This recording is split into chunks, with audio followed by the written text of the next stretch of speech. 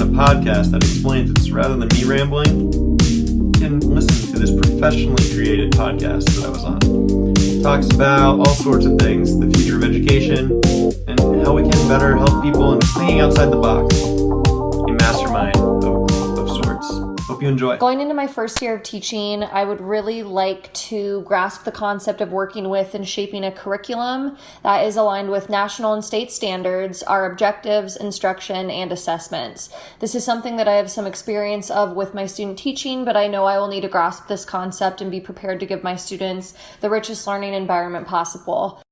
That's first year PE teacher Riley Hubbard, who works with middle schoolers. Let's hear a bit more. I am unsure about how this curriculum will look and need to be reworked regarding social distancing, minimal usage of and sharing of equipment. Overall, though, I am super excited to begin teaching and can't wait to meet everybody. So there it is, a young teacher who clearly wants to do well in the classroom, who gets it, who's understanding standards and curriculum, who wants the best for her students. So how do we keep teachers like Riley in the game for as long as we can?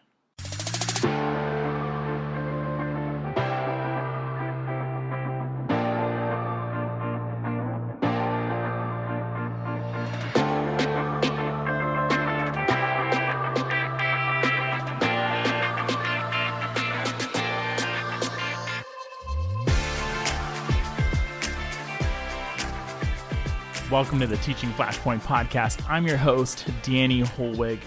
Of course, our goal in this podcast is always to kind of catch the transformational conversations and moments in education with stories, colleagues, students, anyone who really has a stake in the world of education. And in this episode, I wanted to explore the mentoring of new teachers, supporting those who are new to the profession before they leave, never really having gotten started.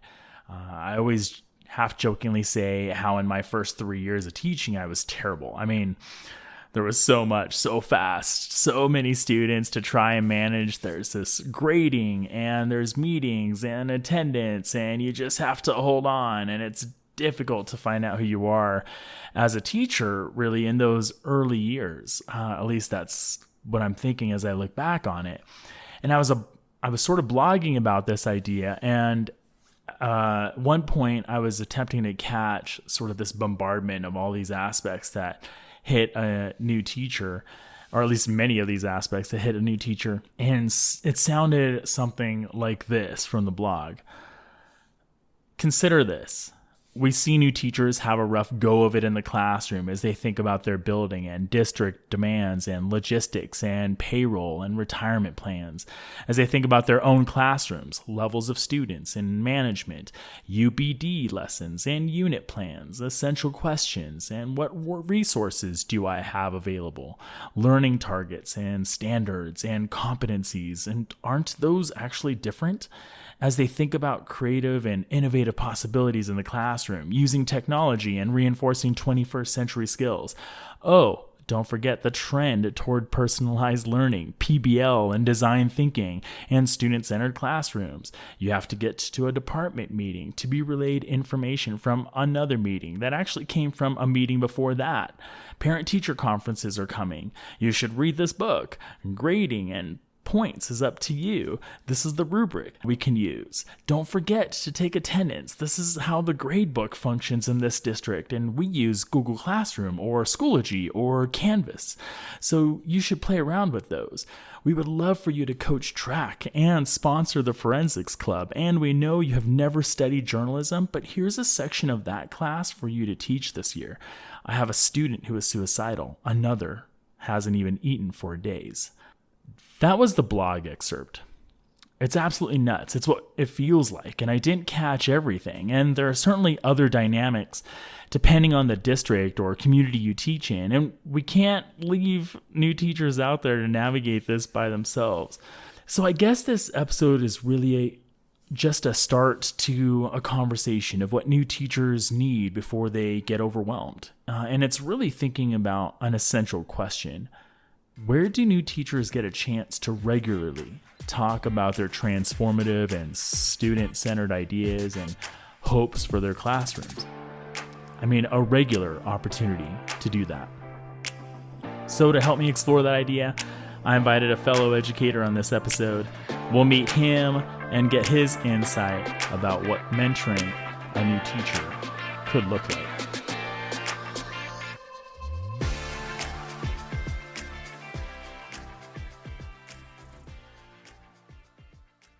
So I'm in studio with David Popp. David, I was saying in the opening how I was thinking about how an opportunity for teachers to be able to sort of find themselves, right? What they really value in the classroom, sort of philosophically. So as we start to get into that, tell the people who you are, introduce yourself. What is it that David Popp does? Awesome. Thanks for having me, Danny. And David Popp teaches middle school, and I have been teaching social studies for a few years. I've been doing yearbook since I've started. I transitioned it from a club to a class. We're the only middle school to offer it as a class around here. One of like the very first project-based learning moments, right? That thing's been around huge. For a while. How the class operates, how I had to do it, jumping through hoops just to even approve it. It's really impressive. And then I teach some social emotional learning, just helping kids kind of discover their passion areas in life and kind of be the best versions of themselves they can at, a 12-year-old level. So you're 6 years in, going into your 7th year. I've known you for a little bit. Let's think about like the direction, your own value, right? Your own philosophy. Where do you see education headed? What kind of track are you on? How have you changed for a little bit?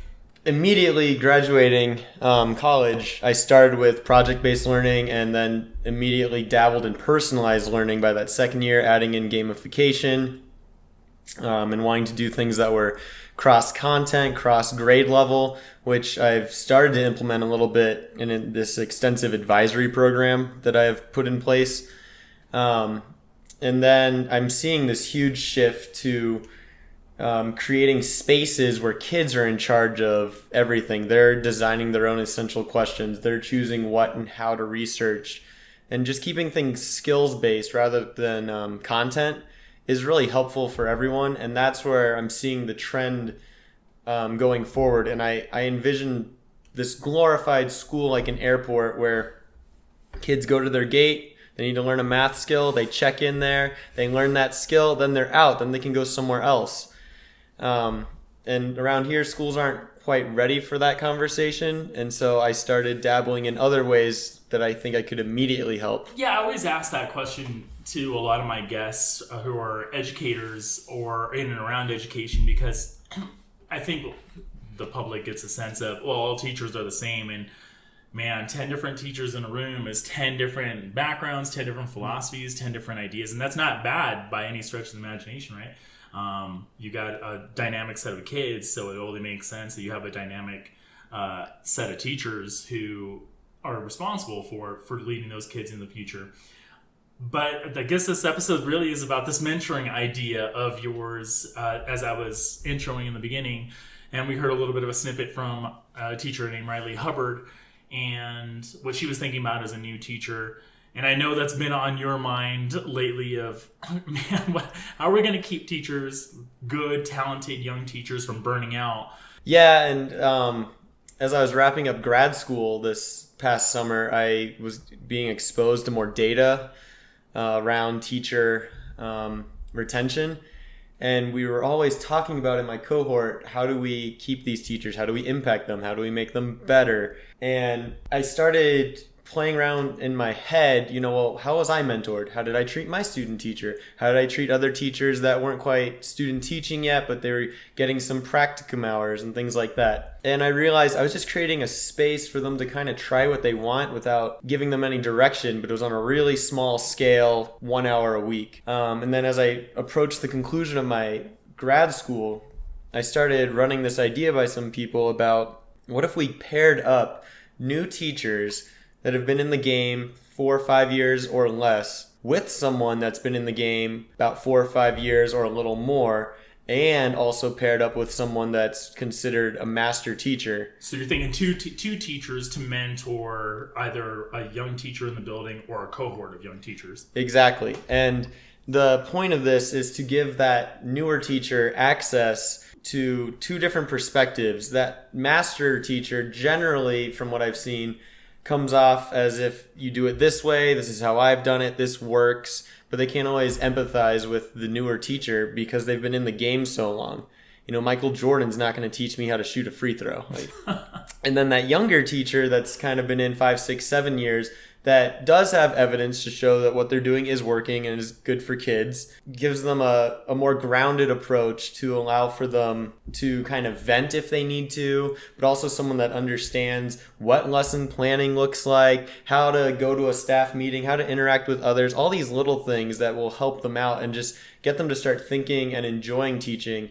And I want it to be completely unrelated to schools. I don't want this to take place in a classroom. I don't want anything to take place after school. It's got to be somewhere completely separate from wherever you work. Yeah, I always think that it's important for a teacher to just debrief, right? Decompress. You mentioned the word venting, which a lot of times we think in education, right? I know a bunch of teachers out there just rolling their eyes going, oh, that is such a negative connotation. That's your teacher lounge moment. But it's not necessarily what you're thinking, right? You're not after this. I don't want this negativity. It's this venting in essence of, hey, this isn't working. I'm trying to get this to happen in my classroom and I'm just struggling with it, because it's a form of venting, and that's probably really the positive form of venting that will allow a teacher to be mindful and grow and then be able to bounce ideas in a group like this. Yep, you hit it directly on the head. It's not venting about kids. It's not venting about other coworkers. It's not venting about the hours we put in, because I make $1.47 an hour coaching softball. It's a little less, but it's venting about, okay, I tried to use this app and it didn't work. Or it's venting about, I noticed every kid had a smartphone and I wanted to use it, but then the Wi-Fi was down. Things like that. So you can give these teachers access to other ideas on how to... Making your flexible seating more effective and efficient. Anything that's beyond the kids' control, because there's this new term, or it's not new, but it's coming back, about providing access to everyone, especially with the climate of our country right now. How are kids going to learn? And I think it actually starts with the teacher, because then you don't have to worry about where the kid grew up,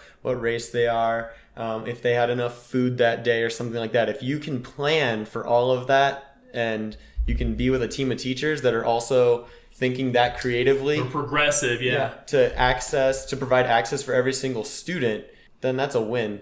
Yeah, even if you walk away with one little trick, one little tool. But I keep thinking about the necessity for it to be regular. I think about the necessity for it to be just a recurring conversation and having this recurring opportunity for particularly younger teachers, right? Older teachers, they have an idea of where they go for resources. They have an idea of how they learn. But if we're truly thinking about how do we retain some really young, talented, kids coming out of their undergrad or even out of a master program, but they're roughly in their early 20s at times, or sometimes you have someone who's in a career who's coming into the game of teaching. It just needs that opportunity to find other ears, find other voices, and not really be judged about their teaching, just to consistently talk about the opportunity of what their teaching could look like. Yeah, and that falls directly in with how I've structured this program that I'm going to start implementing. We're going to meet once a month right now. I already have 6 people that they've agreed to it. They're excited. They're ready to meet other teachers. And these are the peeps who are 5 years or newer in the profession. Definitely. And we're not even communicating through school channels. We're not sending emails. I didn't even make a Facebook group. I am just texting or calling each person to schedule when we're going to meet. We agree on a date, and then we're just going to go and over pizza, let's talk about progressive ideas and keep each other excited about possibilities that can happen. Yeah, it's a beautiful vision, because if you get a science teacher talking to a language arts teacher and what went well, what could go better, and that language arts teacher is kind of thinking, wow, okay, this science teacher knows how to write. Okay, like that. Oh, wow, they did that project. Ooh, I'm going to take a snippet of that. I'm going to apply it to my room. And then we meet in a month. Science teacher is kind of done, moved on to something else, and you just sit at the table and you go, hey, your lesson on the moon that you did with that landing and all that. So we replicated that, and next thing you know, I had kids making videos in a language arts class where they're just used to writing all day. Yeah, you're doing that think tank, right, of trying to pull a bunch of ideas. I know John Spencer, who has a fellow collaborator in AJ Giuliani. They've written books together, but I believe he got it from AJ Giuliani and this idea of a mastermind group that is essentially that group, right? That draws on one another, that celebrates each other's triumphs, where they share and they sort of contact each other regularly, right? They're in the game regularly and in contact with one another, and they're not necessarily at the same school or even the same district. You're just wanting to sort of amplify that idea with newer teachers in hopes that they then will mentor those behind them as well. I'm hoping they pay it forward, because when I was trying to launch this idea, I did propose it to some people that had positions beyond teaching within some districts, all saying great idea, all saying not possible. How are you going to it's fund something this? different. It's that risk. We've got to do something different. We can't push the status quo. Yeah, it needs to be more personalized, and that's what I'm ultimately going for here, because we personalize. Teachers are really good at meeting kids at their level, and you hear admins saying they want to do that, but we've done it. We've sat in a staff meeting. There's 45 of us in there, and you're all doing the same exact thing. And we wouldn't do that with kids, or at least that's the trend now, not to do that with kids. That right? is the trend. For kids, so personalized for your new employees too. Correct. And, you make it even broader eventually. This program could impact employees that have been in it even longer if they're excited about it. Yeah, it's not even just solely an education idea, right? You see a lot of other businesses and startups that have this collaboration and these young minds that come together, try to solve a problem, try to help each other out, and push forward and try to progress. So yeah, and I think it's a model. I'm going to track some data with it. I'm going to see what these young teachers can come up with and just what they need from it. And based on our conversations we've already had, a couple are just excited to meet other teachers. They're brand new to it. They don't even know. They're losing their friend group. I remember going in college. You're around 10,000 people, same age, same interests. You get a job, it's lonely. Now you're working with kids. You can't hang out with a kid after school. Yeah. So yeah, sometimes 50 minutes at a time, at 90 minutes at a time if you're in a block and you haven't talked to an adult for a while, right? Yeah, the human interaction dynamics, it all changes. And now you're being thrown all these pressures. I loved your intro talking about all the things that teachers go through. And then you need to also plan your own lessons, and you also need to impact the kids with you. And I think it would be awesome having 7 teachers just chatting school, and they're being excited about it. Yeah, that momentum that you hope they find to stick with the profession, right? It's no different than just teachers sort of individually finding themselves in the hallways or maybe after school at a place, and they just talk about teaching. And wouldn't it be cool to extrapolate that, or to have that just not so much formal, but at least you knew once a month, I have this sort of Illuminati mastermind group that keeps me in the game and allows me to explore some ideas, and they're all supportive. I would want to make sure that they find themselves, not who are you as a teacher. That's got to be an important question to answer. Yep, it needs to be individualized, and I love everything you just said. And I'm not even calling this mentoring group anything. When people show up, I'm all about the Illuminati mastermind. Yeah, well, I've been calling it pop stars in my head. But I think it'll be great if each person within their own circles outside of this group, when that Friday rolls around and we're going to go talk shop, someone's like, hey, I'm going to my mentoring thing. Oh, okay. Someone else is, hey, I just got to go grab some snacks, hang out with some teachers, however they want to frame it. And we consistently do that, and they're getting things from it. Lessons are improving. They're starting to love the profession more. Next thing you know, they're inviting someone to join. Then that person has the same experience, but they get to frame it how it makes sense for them. Yeah, what's going to be purposeful for them. This might be a good point. I'm going to play us just a little bit of a sound clip. This is from a math science middle school teacher who's in that 1 to 5 year range that you're talking about. This is Kirsten Bolt. Making sure you get out of there by 4 and don't let yourself, don't take work home.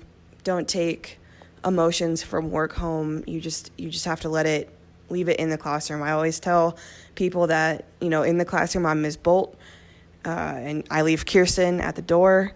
And then when I walk out that door, I'm Kirsten, and I leave Ms. Bolt in the classroom. Like, it's too much. It'll drain you if you carry that with you all the time. So Kirsten talks there about having 2 different personas, right? I leave Miss Bolt in the room and I'm Kirsten at home. And it's common. I would say that's just a really common perception that newer teachers have. Any thoughts on what she said there? Yeah, I do see that a lot. I remember my first few years, I was a little aware of it, the stigma being a young male teacher teaching secondary ed. And so I think the important thing she says there, though, is that divide of her last name and her first name. But with this mentoring group, could you imagine if we just merged the two and she was just herself all the time and we were helping her grow? And there wasn't this sort of structured Miss Bolt, but it was this really intuitive, innovative, creative Kirsten Bolt. Right. That's in and out of the classroom. Who loves teaching 100% of the time. Who loves... who doesn't feel inundated at the end of the day with a lot of the knucklehead nonsense. Right. The 2 hours after work isn't spent... Ooh, I got to go to this, I got to go to this, I got to go to this, all related to school, but things she's not passionate about. Finding things that she loves that she can now incorporate into teaching. Share with others, gather from others. So for her, you're thinking this is Mastermind Illuminati Pop Stars is really something that she could benefit from or take a lot of insight from. Absolutely. She can become her own person. And the beauty of it is, though, she might not even know that. We might not even know that. It could just happen. And what it looks like for her is going to be different than what it's going to look like for another newer teacher. Totally. And even mentor teachers are going to draw out and sort of grow and progress. Yep. I'm sure you and I are going to learn a ton just hanging out with other teachers once a month.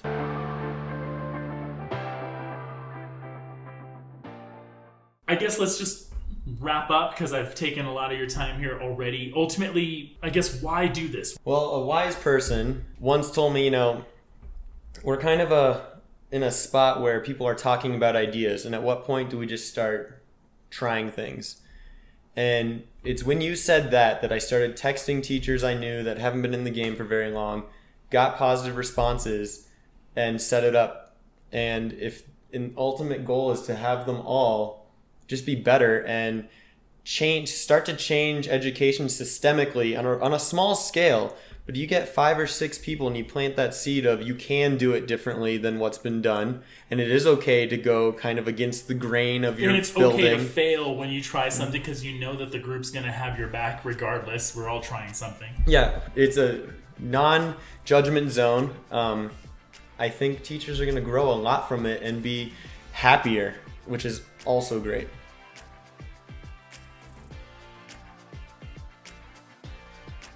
What if new teachers realized it was going to be okay and they can do this teaching gig? Can really do this. They can learn to take those risks and not teach like they were taught more than a decade ago. They can aspire and reach, not default to that low road because they're new or maybe afraid and ironically appeal to tradition. What if they could find themselves faster, reflect more consistently, design more passionately, right? There's nothing like a think tank group, particularly an objective think tank that isn't concerned with what you are teaching or how your classroom looks, but is concerned with you finding yourself. It was the jazz trumpeter Miles Davis who said, it took years for me to learn to play like myself. And what if a cohort helped you play like yourself sooner rather than later? Education nowadays isn't about teaching your discipline better. It's about becoming a better teacher within your discipline. I suppose for David and for myself, it's about giving teachers a chance to do just that before they become overwhelmed and never have the chance to truly find themselves. Hey, thanks so much for joining me on another episode of the Teaching Flashpoint. Special thanks to my guest, Mr. David Popp. Thanks to those new teachers who are willing to try something new and stick with it. Thanks to all the new teachers, I suppose, out there who've jumped into this profession. Give yourself a chance to enjoy this exhilarating roller coaster and make sure you find a mastermind group somewhere along the way. And hey, if you like the podcast, be sure to share it and continue to find us on Apple Podcasts or Google Podcasts, Spotify, wherever it is that you stream your audio. And I will see you when I see you.